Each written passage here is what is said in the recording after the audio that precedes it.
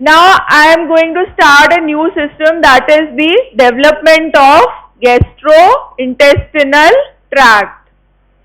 And in gross anatomy also abdomen and pelvis is will be started from tomorrow. I think it will be started. आज क्या lecture था?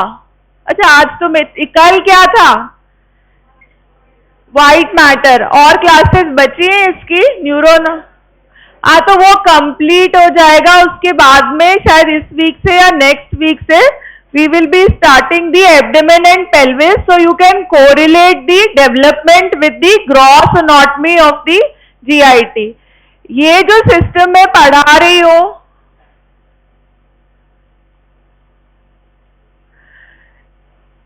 ये जो GIT पढ़ा रही हो, इसमें I am going to do a research project for my sake, but it will be beneficial for you also. अभी तक तुम लोग जो टीचिंग मेथड पढ़ रहे हो, that is lecture. Small group discussion भी बहुत कम होता है या बाकी चीजें भी कम होती है. Reflective writing is also a teaching, it is a learning method, basically teaching learning method कह लो. तो that is practised in other countries. अब मुझे एक बात बताओ, इसके साथ में मैं ये चाहती हूँ लेक्चर तो जैसे यूजुअल क्लास होती है, I will start the reflective writing part for the development of GIT. जितने लोग इसमें वॉलंटरली पार्टिसिपेट करना चाहते हैं उन लोगों को मैं रिफ्लेक्शन लिखना सिखाऊंगी. तुम लोगों को कुछ पता है कि ठीक है what happened, so what next, लेकिन how exactly you write reflections for a lecture, मतलब एक पूरे लेक्चर के लिए कैसे लिखना है, कैसे कोरिलेट करना है, क्या करना है, that I will tell you in extra 15-20 minutes or so. If you want to participate in that, you will learn a new method of learning that will be beneficial for you in later life. Actually पूरी life ही reflection ही है और कुछ नहीं है. उसके लिए मैं extra जो भी तुमको पढ़ाऊंगी वो इसके नेक्स्ट लेक्चर से स्टार्ट करूंगी. तो जितने लोग इसमें वॉलंटरली पार्टिसिपेट करना चाहते हो वो मुझे बता देना, अपना एक लिस्ट जो है वो मुझे दे देना. अभी के लिए we will be doing the development of GIT. तो आज वाला ये लेक्चर ध्यान से सुनना इस पॉइंट ऑफ व्यू से कि एक बार अभी तुमको जैसे तुमने एक प्री टेस्ट दिया है तो in the end of the class you have to write reflections also. तो तुमको लिखना भी पड़ेगा, मैंने तुम्हें सिखाया नहीं है और अभी सबको लिखना है. तो just listen to the class and be writing it for 5 to 10 minutes. अब डेवलपमेंट ऑफ GIT, कौन से लेयर से डेवलप होता है GIT? एंडोडर्म से. कितने लेयर्स होते हैं? How many germ layers are there? 3 germ layers, endoderm, mesoderm and ectoderm. So GIT basically it is derived from the endoderm. This thing बहुत तुम लोग डिस्टरबेंस क्रिएट करते हो. So gastrointestinal tube, it develops from the endoderm. It is an endodermal derivative. कहां से कहां तक है GIT? अगर मैं ऐसे बात करूं, ग्रॉस एनाटॉमी में तुम्हारा एब्डोमेन भी शुरू होने वाला है. सब लोग सेकेंड स्टैंडर्ड से ही पढ़ लेते हैं. कहां से शुरू हो रहा है GIT और कहां पे एंड हो रहा है? It starts at mouth and it ends at anus. So it extends somewhere, you can say पूरी बॉडी में जैसे न्यूरल ट्यूब एक्सटेंड कर रहा था वैसे ही GIT जो है it is extending from mouth till anus. तो अब अगर हम इसे एम्ब्रियोलॉजिकली बात करें तो gastrointestinal tube is extending from the buccopharyngeal membrane to the cloacal membrane, क्योंकि buccopharyngeal membrane is the membrane which will rupture and the opening which will be formed after the rupturing of buccopharyngeal membrane is the mouth. Similarly, the opening which will be formed after rupturing of cloacal membrane is the anus. So GI tube extends from buccopharyngeal membrane till the cloacal membrane, and the tube arises from the endodermal layer of the embryo, and this development starts in week 2, week 3, and then in the subsequent weeks the organs will be formed. अब एक general embryology अगर याद कर लो तो ये ट्राइलमाइनर germ disc दिख रहा है, मुझे तो बायलमाइनर ही लग रहा था पर इसमें लिखा हुआ है तो ठीक है। दो कैविटीज दिख रही हैं, कौन कौन सी कैविटीज हैं? Amniotic cavity and the yolk sac cavity. Second week फिर याद कर लो, थर्ड वीक की शुरुआत समझ लो। तो इसमें ये जो स्ट्रक्चर है वो क्या है? This is the ectoderm and the layer which is lining the yolk sac cavity is the endoderm, and between the ectoderm and endoderm there is mesoderm, but this is a tube like structure। यहाँ tube जैसा दिख रहा है तो क्या बनना शुरू हो गया है? Neural tube has started forming. Now focus on the yolk sac cavity which is lined by the endoderm. You can see a projection of the endoderm going into the connecting stalk. This projection is known as allantois. अभी के लिए तुमको बस ये याद रखना है कि एंडोडर्म जो है वो इस योक सैक कैविटी के अपर पार्ट को यहाँ पे लाइन कर रही है, और इसी एंडोडर्म से एक प्रोजेक्शन निकला हुआ है। That projection is allantois which is going into the connecting stalk, and this portion is going to form the placenta. So placenta is connected. Placenta is formed by which two layers?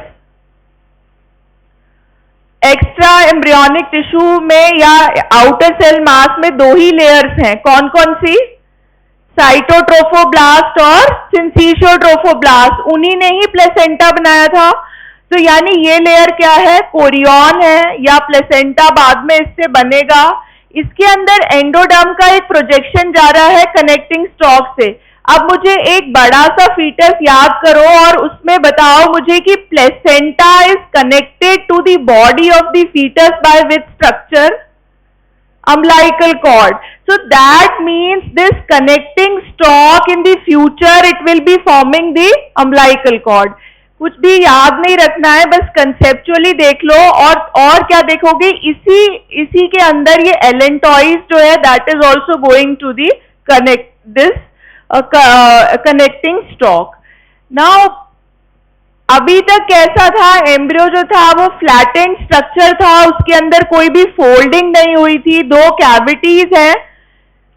इतना होने के बाद में 4 folds will be formed in the embryo. वो folds क्या क्या है? Head fold, tell fold और 2 lateral folds. तो हेड फोल्ड कहाँ होगा? It will occur in the head region, जो फ्यूचर हेड रीजन बनेगा यहाँ पे हेड फोल्ड बनता है। क्यों बनता है? क्योंकि ये जो न्यूरल ट्यूब है इसमें ये जो फोरब्रेन वाला रीजन है वो बहुत जल्दी ग्रो करेगा, तो it will give rise to a head fold. Similarly hind brain वाला जो रीजन है, जब when that will be growing it will be giving rise to a spinal cord, जहां से अराइज हो रहा है that region will be growing, तो एक tail fold बनेगा, and in the transverse plane there will be 2 lateral folds. So a head fold will be formed, tail fold will be formed, and 2 lateral folds will be formed. अब ये वही second week of development में ये वही neural tube है यहाँ पे जो खाली दिख रहा है। ये वाला पार्ट क्या है? Yes, no, the yellow structure is this is the amniotic cavity which is empty. The yellow colored structure is the neural tube. Then in between the neural tube and the endoderm, this structure is the notochord. And you know that neural tube divides into forebrain, midbrain and hindbrain. And then you can see this is the endodermal lining. At one end there is buccopharyngeal membrane. At the other end there is cloacal membrane, then there is a diverticulum, that is allantoic diverticulum, which is going to the connecting stalk. तो ये कौन सा हम कब देख रहे हैं? जब कोई भी फोल्डिंग नहीं हुई है। कैसा स्ट्रक्चर है? एक फ्लैटेंड स्ट्रक्चर है। अब फ्लैटेंड स्ट्रक्चर है तो इसमें पोजीशन देखो बक्कोफेरेंजियल मेम्ब्रेन की, वो कुछ नीचे है, इसके ऊपर डेवलप हो रही है पेरिकार्डियल कैविटी और उससे भी ऊपर डेवलप हो रहा है सेप्टम ट्रांसवर्सम, जिसको नंबर दिया है 1, 2 and 3. Septum transversum is the structure which forms partition between the pleural cavity and the peritoneal cavity. That means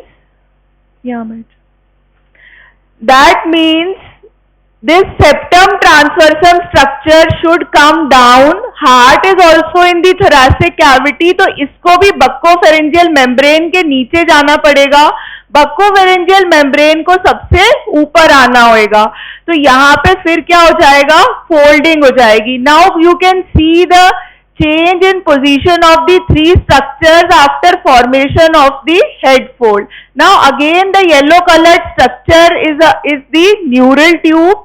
Then you can see buccopharyngeal membrane is the most cranial structure.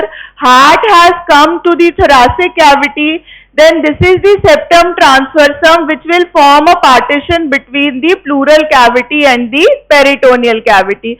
Similarly, you can see the change in the position of the allantois also. जो पहले connecting stalk की तरफ जा रहा था, वो tell fold बनने के बाद में कहीं यहाँ सामने की तरफ allantois जो है that is coming this way.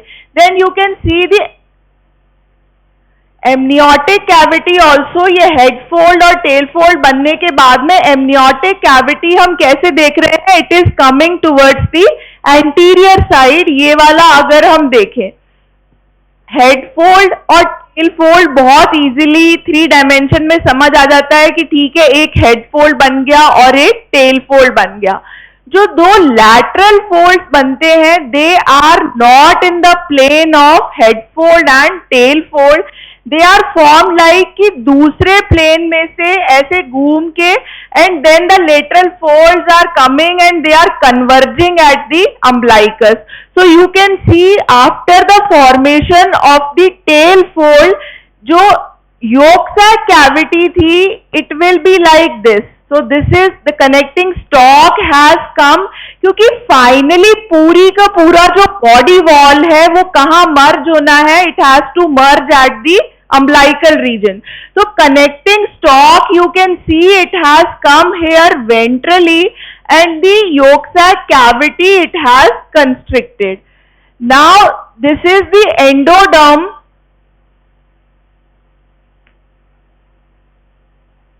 Now this is the endoderm and it is divided into foregut, midgut and the hindgut. Again you can compare these two diagrams की शुरुआत कहाँ से हुई थी. एमनियोटिक कैविटी सिर्फ एक साइड से सराउंड कर रही थी न्यूरल ट्यूब को. yolk sac cavity was very much enlarged, but after the formation of the head fold and the tail fold and the formation of the two lateral folds, you can see this connecting stalk, it is coming and lying here ventrally. So this way these foldings will change the position of the different structures or the orientation of the different structures is changed.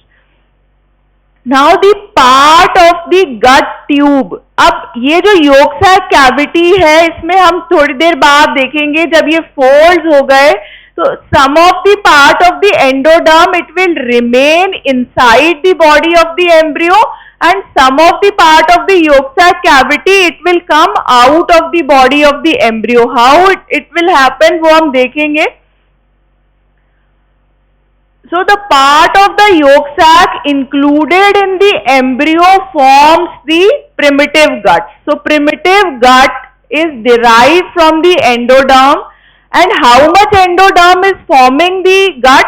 The part of that part of the yolk sac which is included in the embryo, and this gut tube is divisible into 3 parts: the foregut, midgut and hindgut.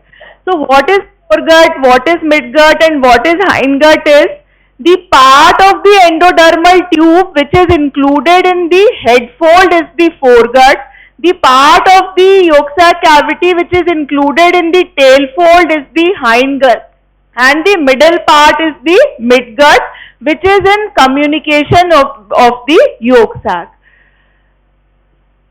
Again a description of the head fold कि head fold बना ही क्यों, तो किस वजह से बना head fold? Because of the enlargement of the cranial end of neural tube. So cranial part of the embryo bends and it comes to lie on the ventral side. This phenomenon is known as head folding of the embryo.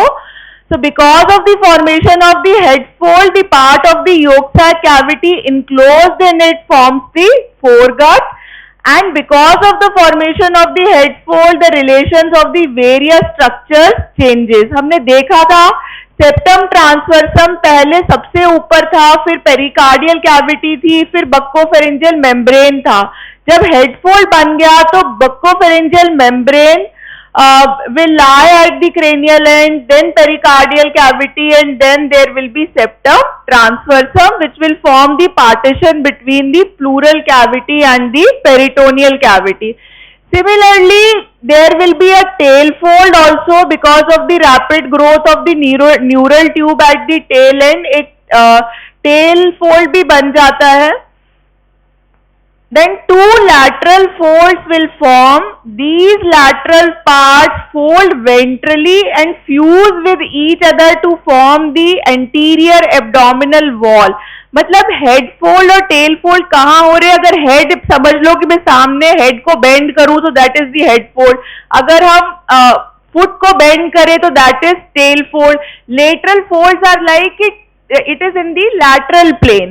So lateral folds will be like anterior abdominal wall will be formed and an umbilicus will be formed in the center of anterior abdominal wall.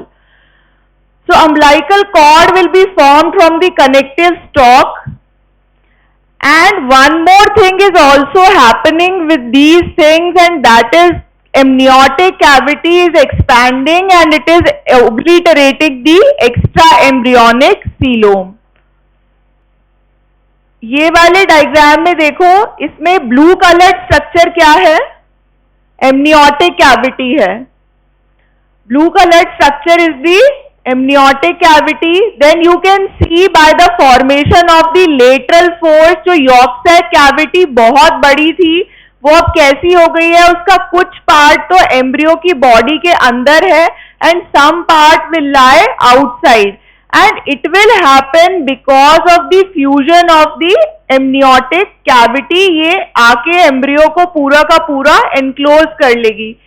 ये ectoderm है. This dark colour structure, ये जो black colour का structure है वो क्या है? Ectoderm. इसी एक्टोडर्म से सेपरेट हुआ है neural tube. This is notochord, and then this is the endoderm, which will be formed from the yolk sac. The yellow colored cavity is the yolk sac cavity. So blue amnion जो है, it will surround the embryo from all its parts, and then ये जो coelom बन रहा है वो उसका एक पार्ट एक्स्ट्रा एम्ब्रियोनिक हो जाएगा एंड नेक्स्ट पार्ट, उसका जो दूसरा पार्ट होगा एम्नियन के फ्यूजन की वजह से, that will be the intra embryonic part of the coelom. अभी तक एम्ब्रियो के अराउंड जो कैविटी थी उसमें एक्स्ट्रा एम्ब्रियोनिक कैविटी और intra embryonic cavity were continuous. But after the fusion of the amnion and because of the formation of lateral folds, the extra embryonic cavity will separate from the intraembryonic cavity. Now can you see this diagram and compare it with the previous one? अब amniotic cavity जो है, it has surrounded the embryo from all its sides. ये blue colour structure क्या है? Light blue colour amniotic cavity है, which is now it is surrounding the embryo from all its sides. Then you can see this is the ectoderm, and from the ectoderm what has separated is the neuroectoderm, जिसने क्या बना लिया है? Neural tube. तुम body में भी imagine कर सकते हो. सबसे अगर हम पोस्टीरियरली देखेंगे, so what is there? Vertebral canal. and inside the vertebral canal what is lying is the spinal cord. So neural tube has acquired the most posterior position we can say. Then इसी ectoderm से अगर ये separate हुआ है तो कितना part separate होता है, जितना पार्ट नोटोकॉर्ड के कांटेक्ट में आता है. So this is the notochord. Then this red color structure is the dorsal aorta. Aorta is lying just in front of the vertebral column. तो एक्टोडर्म और एंडोडर्म के बीच में यहाँ पे क्या है, mesoderm, which is giving rise to the dorsal aorta. Then you can see ये वही yolk sac है, इसका कुछ पार्ट जो है which will come inside the body of the embryo and some part of it will go outside the body of the embryo, and the part of the yolk sac which is inside the body of the embryo will give rise to GIT or the gut tube from cranial end till the caudal end. Then you can see this gut tube is connected to the dorsal body wall with the help of dorsal mesentery, और अगर हम इसे coelom बोल रहे हैं endoderm के around, then it is surrounded by two layers, the splanchnopluric the somatopleuric mesoderm and the splanchnopluric mesoderm. कोई भी अगर बॉडी कैविटी है तो वो किससे सराउंड होगी, that will be surrounded by two layers of the mesoderm. One layer will be away from the viscera, that will be the somatopleuric layer, and one layer will be surrounding the viscera, that will be the splanchnopluric layer. ये वैसा ही है जैसा तुमने thorax में pleura पढ़े थे.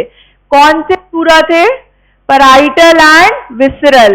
So that cavity was thoracic cavity. So thoracic cavity at one end will be lined by the parietal layer, that will be derived from somatic layer of the mesoderm. At one end it will be lined by जो बिल्कुल contact में रहती है lungs के, that will be the visceral pleura, and that will be derived from the splanchnic layer of the mesoderm. Again just look at this diagram. दो cavities हैं, ये summarization है जो अभी तक हमने जितना पढ़ा. ये amniotic cavity है और ये yolk sac cavity है. yolk sac cavity में एक splanchnic splanchnopluric लेयर है mesoderm का. उसके बाद ये lateral fold जब बना तो कुछ पार्ट इस yolk sac cavity का it will be inside the body of the embryo and some part will lie outside the body of the embryo, and of course the part outside will be connected with the part inside with the help of a vitello-intestinal duct, वो हम देखेंगे. उसके बाद finally ये जो गट tube है it is inside the body of the embryo and it is derived from endoderm. Again you can identify the neural tube posteriorly, the notochord, the dorsal aorta, and then this is the body cavity from which this gut tube is suspended with the help of certain layers जिसको हम बोलते हैं mesentery. यही अब आगे तो force बनाएंगे. जैसे प्लूरा हम किसके लिए बोलते थे, thoracic cavity के लिए there was a layer. Similarly intestine या gut tube will be suspended from the dorsal body wall or from the ventral body wall with the help of folds. Those will be called as mesentery. ये अभी तक हम कैसा section देख रहे थे, coronal. अब एक पूरा सेक्शन देखो from head end till the tail end. ये तुम्हें इजीली समझ में आएगा. ये हेड फोल्ड है, ये टेल फोल्ड है, और लेटरल फोल्ड बनने की वजह से यहाँ पे एक ये विटेलो इंटेस्टिनल डक्ट बना या अम्बलाइकल कॉर्ड बनी. तो जितना पार्ट इस ट्यूब का हेड फोल्ड में चला गया that portion is known as foregut. जितना पार्ट इस एंडोडर्म का या yolk sac का टेल फोल्ड में चला गया that is known as hind gut, and rest of the portion is known as midgut, which is connected to the yolk sac with the help of a duct. That duct is known as vitello-intestinal duct. Anything related to yolk sac is vitelline or vitello. Anything with the intestine, so vitello-intestinal duct. Then allantois also you can see it is going inside the connecting stalk या umbilical cord. या ये यहीं पे ventral wall में इसको आना है. Then you can identify the septum transversum, the buccopharyngeal membrane, the pericardial cavity and the cloacal membrane also. So gut tube extends from buccopharyngeal membrane till the cloacal membrane and it is divided into 3 portions: foregut, midgut and hindgut. कुछ भी अगर याद नहीं रहता है तो तुम्हें इस गट ट्यूब में 3 ही चीजें याद रखनी है: foregut, midgut and hindgut. Now different portions of the alimentary tract या gastrointestinal tract will be derived from foregut, midgut and hindgut. So what are the different parts of the alimentary tract? I think all of you are knowing. So if I start from the mouth, आगे क्या है? Mouth के पीछे food किस में जाएगा बताओ?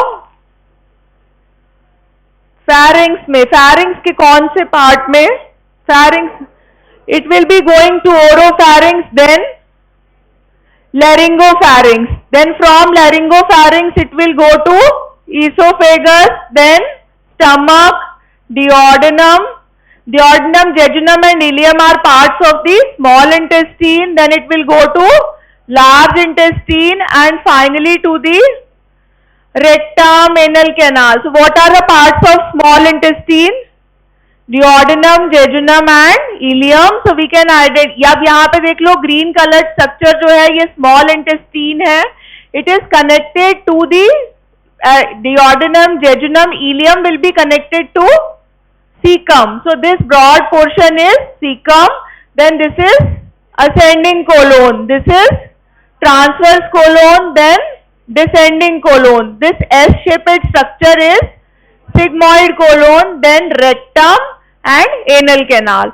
So these all parts will be derived either from foregut or from midgut or from hindgut. And you can easily make out कि the portion which is nearer to the head will be derived from foregut, which is in between will be derived from midgut, and which is close to the anus will be derived from the hindgut. ये तुम खुद से कर सकते हो, पर exactly कैसे और कहां से derive हो रहा है वो हम देखेंगे. Now if I talk about the histology of this alimentary canal, तुमने हिस्टोलॉजी में डाइजेस्टिव सिस्टम पढ़ लिया है. कितने लेयर्स होते हैं? 4. कौन कौन से? Mucosa, submucosa, muscular layer, and then there is serosa और there is पेरिटोनियम. ठीक है, तो या तो बाहर सिर्फ कनेक्टिव टिश्यू होगा और या पेरिटोनियम होगा, पर ये 4 लेयर सीरोजा और adventitia means the connective tissue layer. So what are the layers in the mucosa? The epithelium, lamina propria उसकी बेसमेंट लाइनिंग है, उसके बाद muscularis interna, and then it will be separated by the connective tissue from submucosa के बाद muscular layer है. अब ये सारी लेयर्स जो हैं सारी की सारी एंडोडर्म से डिराइव नहीं है, और इसमें मीजोडर्म कहाँ कंट्रीब्यूट कर रही है ये चाहो तो नोट कर लो, because this is the summarising slide for whole of the GIT. The endoderm will give rise to the mucosa, the ducts and the glands. तो जितनी भी ग्लैंड्स हैं जीआईटी में, जो एपिथेलियम है, जो एंडोडर्मल लाइनिंग है, that will be epithelial lining है, that will be derived from the endoderm. This splanchnopleuric mesenchyme will give rise to lamina propria, muscularis mucosa. मतलब कनेक्टिव टिश्यू हो गया ना, तो कहीं से ये कहां से डिराइव होना चाहिए? मीजोडर्म से. तो मीजोडर्म की कौन सी लेयर से बन रहा है? ये प्लैंक्नोप्लूरिक लेयर से. Lamina propria, muscularis, submucosa, externa and the connective tissue. That means only the epithelium, the glands and the ducts are derived from endoderm. Rest of the layers are coming from mesoderm, and that too from the splanchnopluric layer. Then if I talk about peritoneum, splanchnopluric mesoderm will give rise to visceral peritoneum, and somatopleuric layer will give rise to parietal peritoneum. It is very much similar to the parietal pleura and the visceral pleura. फिर जो blood vessels हैं, they will be derived from angiogenic mesenchyme and the nerves and the autonomic nervous system related to the gut. You know that there is minor plexus, mesenteric plexus. जितना भी enteric nervous system है, that is derived from the neural crest cells or from the ectoderm. So this way, the different structures of the gut, they are derived from the endoderm.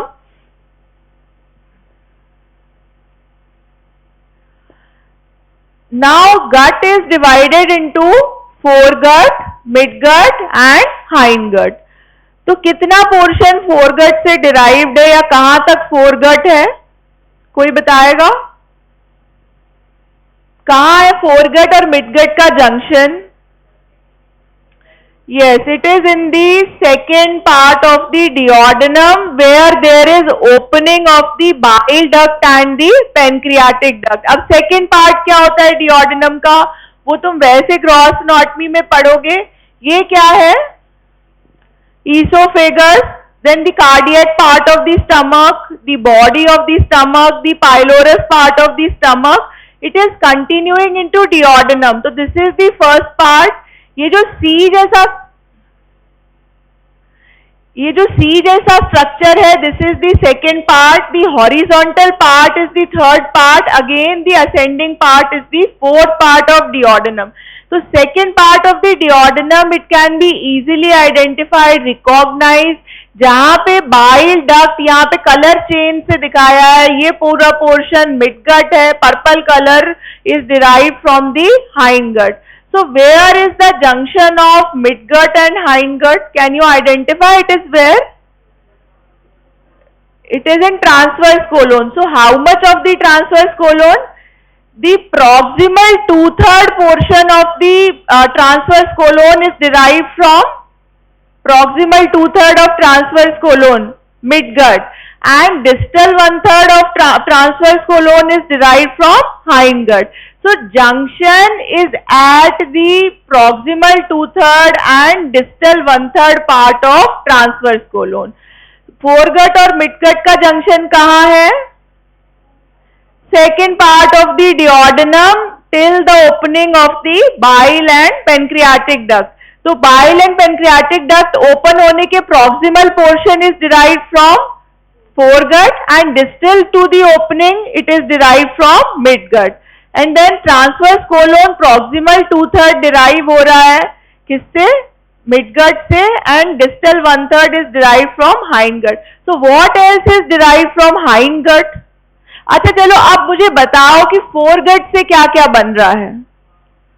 Mouth, pharynx, laryngopharynx उसी में include हो गया. फिर next esophagus, फिर stomach और duodenum का first part, second part till the opening of bile duct.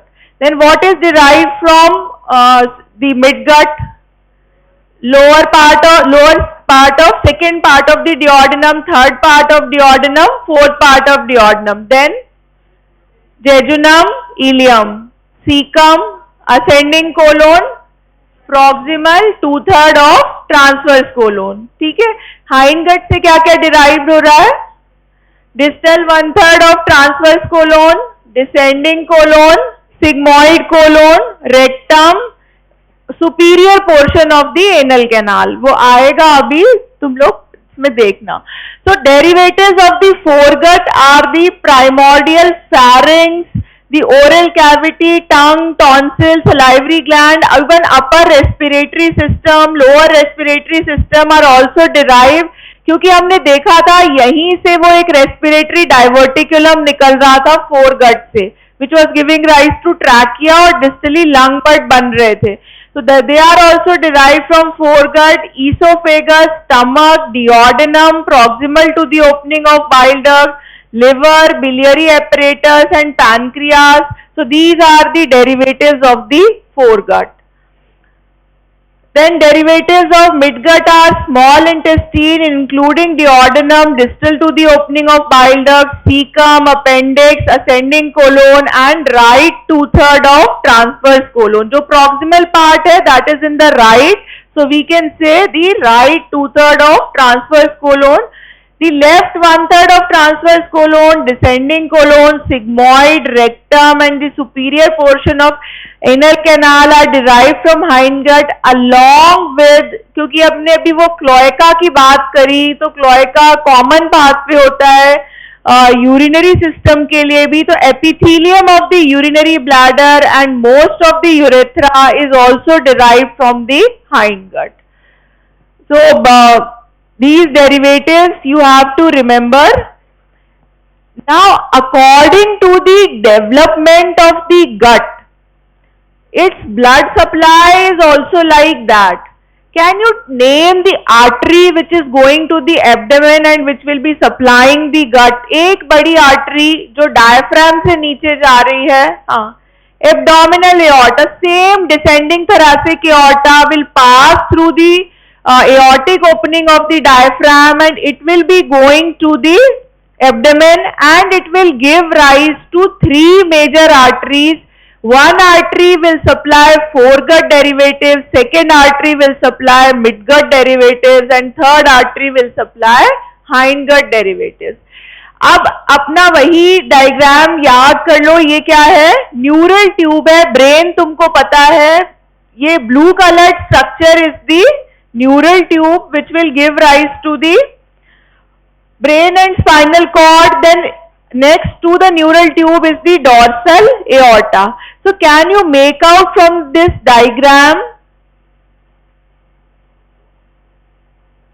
this dorsal aorta in the region of head and neck, it is connected to the heart or through the aortic arches, and then these are the three main arteries which will supplying the gut. The artery of the foregut is celiac trunk, the artery of the midgut is superior mesenteric artery and artery of hindgut is inferior mesenteric artery. All are branches of abdominal aorta. So you have to remember three names. Celiac trunk will supply foregut, superior mesenteric artery will supply midgut, inferior mesenteric artery will supply hindgut. तो large intestine कौन सी artery से supply होगा? अच्छा, small intestine, क्योंकि large intestine में colon के दोनों parts आ रहे हैं तो प्रॉक्सिमल 2/3 इसमें है. Small intestine will be supplied by, mainly it will be supplied by the superior mesenteric artery और सिर्फ डिओडिनम के सेकेंड पार्ट तक सीलियाक ट्रंक से सप्लाई होएगा. तो ऐसे we can make out the, again you can see the arterial system. This is foregut, this is midgut and this is hindgut. So artery of the foregut is the celiac trunk, artery of the midgut is the superior mesenteric artery and artery of the hindgut is the inferior mesenteric artery. Of course its branches will be going and they will be supplying the foregut, midgut and hindgut. So dorsal aorta has got 4 branches: the vitelline artery, celiac trunk, superior mesenteric artery and inferior mesenteric artery. तो pharynx, respiratory tract और oesophagus को छोड़ के जितना भी foregut है वो coeliac trunk से सप्लाई होता है, मिडगट पूरा सुपीरियर मेसेंट्रिक आर्टरी से सप्लाई होता है और hindgut is supplied by inferior mesenteric artery. Now foregut is divided into 2 parts, the prelaryngeal part and the postlaryngeal part. So prelaryngeal part of the foregut will give rise to oral cavity. Prelaryngeal, larynx से पहले क्या क्या बनेगा? Oral cavity, pharyngeal arches and the respiratory tract. And the postlaryngeal part will give rise to esophagus, stomach, duodenum, liver, biliary apparatus, pancreas and spleen. वही foregut को हमने 2 parts में divide कर दिया, prelaryngeal and post laryngeal. Actually pre laryngeal और post laryngeal के junction से ही वो रेस्पिरेटरी डाइवर्टिकुलम आता है, क्योंकि लैरिंगोफैरिंग्स या लैरिंग्स जहां खत्म हो रहा है वहीं से तो क्या शुरू हो रहा है, ट्रैकिया और oesophagus. So pre laryngeal and post laryngeal. So oesophagus के ऊपर क्या है, laryngopharynx. Now coming to the development of oesophagus,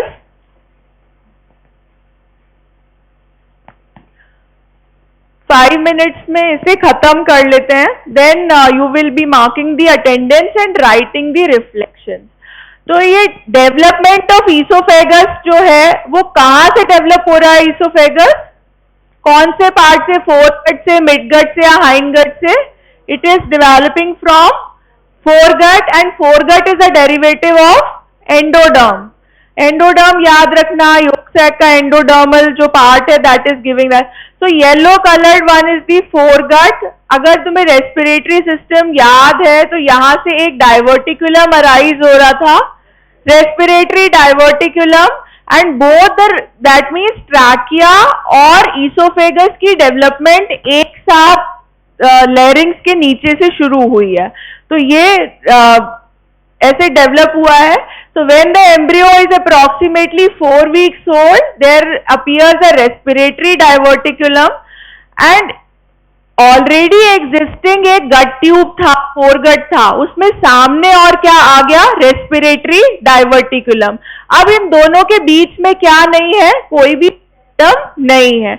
So after the appearance of the diverticulum, a tracheo-esophageal septum will gradually appear and it will divide that portion into an anterior respiratory part or the tracheal part and a posterior esophageal part।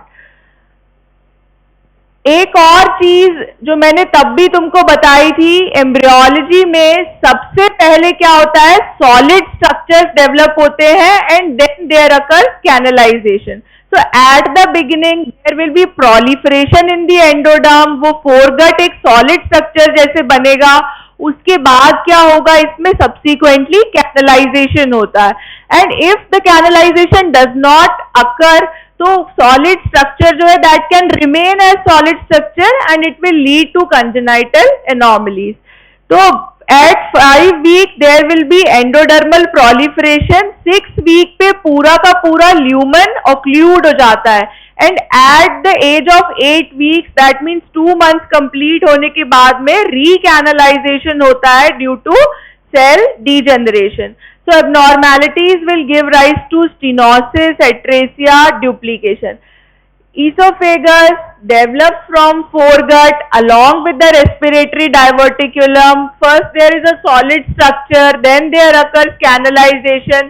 और अगर हम detail में जाएं, अगर तुम याद रखना चाहते हो तो एट द बिगिनिंग, बस बता रही हूँ, देख लो, एट द बिगिनिंग बहुत इंपॉर्टेंस नहीं है, there are 2 layers. Then first कौन सी एपिथीलियम होती है ईसोफेगस में? ईसोफेगस में एपिथीलियम कौन सा है? ओरल कैविटी में कौन सा है? Stratified squamous non keratinised, same is the epithelium of esophagus, but at the beginning there is ciliated epithelium। तो और बाद में वो चेंज हो जाती है stratified squamous epithelium में। नहीं आता है क्वेश्चन, याद रखना चाहो रख लो, पर ये इसके subsequent steps हैं। 2 टाइप के मसल्स होते हैं ईसोफेगस में, स्मूथ मसल और स्ट्राइटेड मसल। 3 पार्ट्स में हम ईसोफेगस को डिवाइड करते हैं, proximal 1/3, middle 1/3 and distal 1/3। Proximal 1/3 में कैसे मसल्स हैं? स्ट्राइटेड या स्केलेटल। मिडिल 1/3 में कैसे हैं? Mixed. And in the distal 1/3 there are smooth muscles. तो दोनों जो मसल्स हैं स्ट्राइटेड और स्मूथ, दोनों के सोर्सेज अलग अलग है डेवलपमेंट के। Striated muscles are derive from mesenchyme in caudal pharyngeal arches, क्योंकि इसके ऊपर फेरिंक्स वाला पोर्शन या हेड एंड नेक है, and smooth muscle is derive from the splanchnopleuric layer of the mesenchyme, and but both types of muscles are supplied by the vagus nerve. So if you want to remember, it is well and good. Then the ganglion cells, they will be appearing, and esophagus is able to do peristalsis by the end of first trimester. Anomalies के लिए याद हमें क्या रखना है, पहले solid structure है, बाद में कैनलाइजेशन हो रहा है, इसमें दो टाइप के मसल्स हैं, एपिथेलियम इसका पहले सीलिएटेड होता है, बाद में स्ट्रैटिफाइड स्क्वैमस नॉन केराटिनाइज हो जाता है। अगर ये सब नहीं हुआ तो फिर क्या होगा, there will be these are the anomalies related to development। तीन anomalies कॉमन है, esophageal atresia, esophageal stenosis, and third is tracheoesophageal fistula। stenosis का मतलब क्या होता है? What do you mean by stenosis? Block हो जाता है। Narrowing is the right term, कि अगर कोई वाइड ट्यूब है, अगर वो नैरो हो गई तो हम उसको क्या बोलेंगे, स्टीनोसिस। तो स्टीनोसिस क्यों हो सकता है ईसोफेगस में? इनकम्प्लीट कैनलाइजेशन हो, कैनाल कम ही बनी है।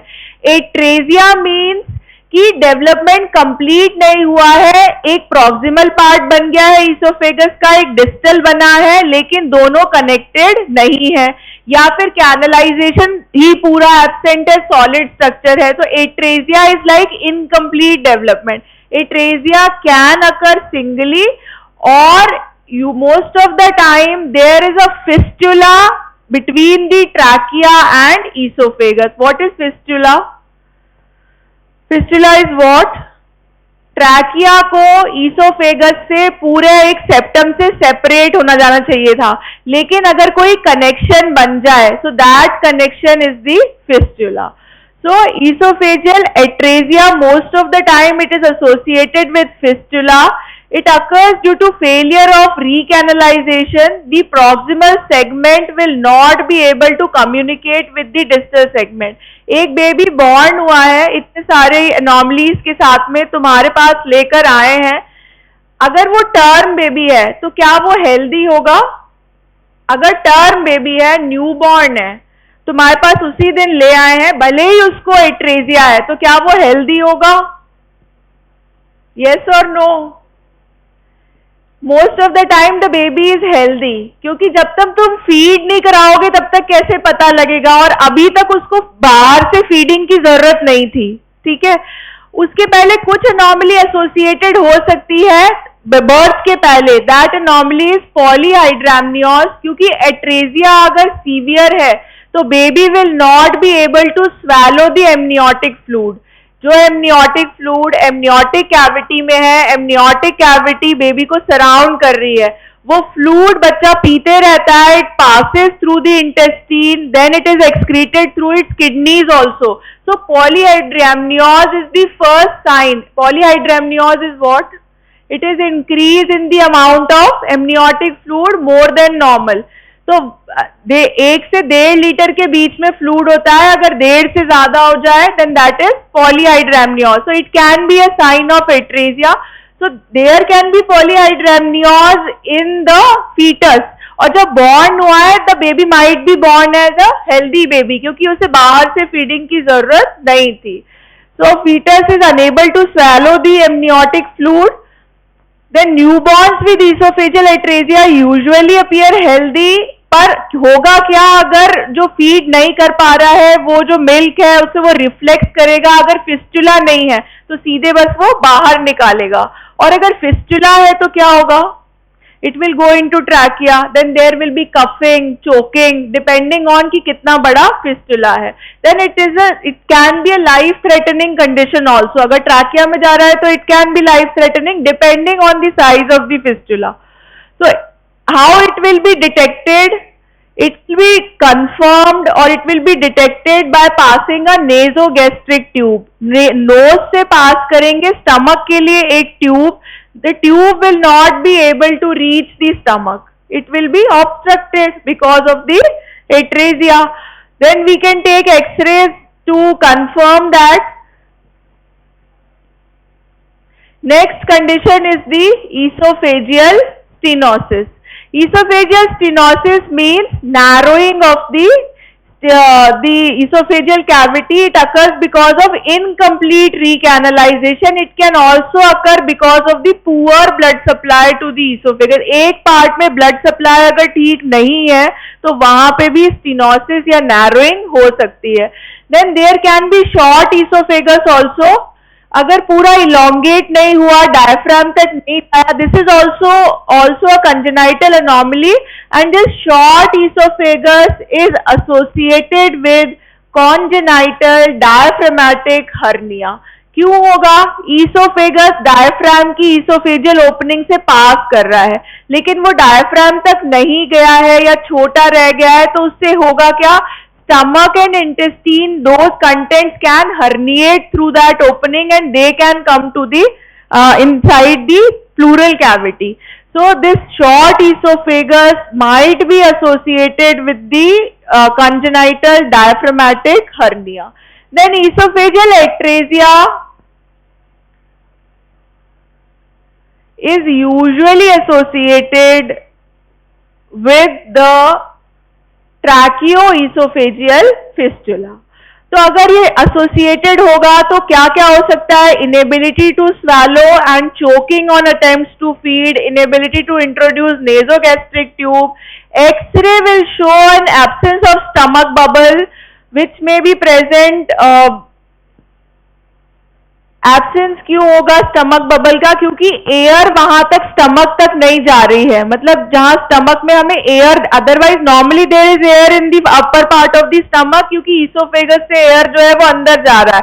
लेकिन ईसोफेगस अगर एट्रेजिया है तो it will be absent. So X-ray will show an absence of that.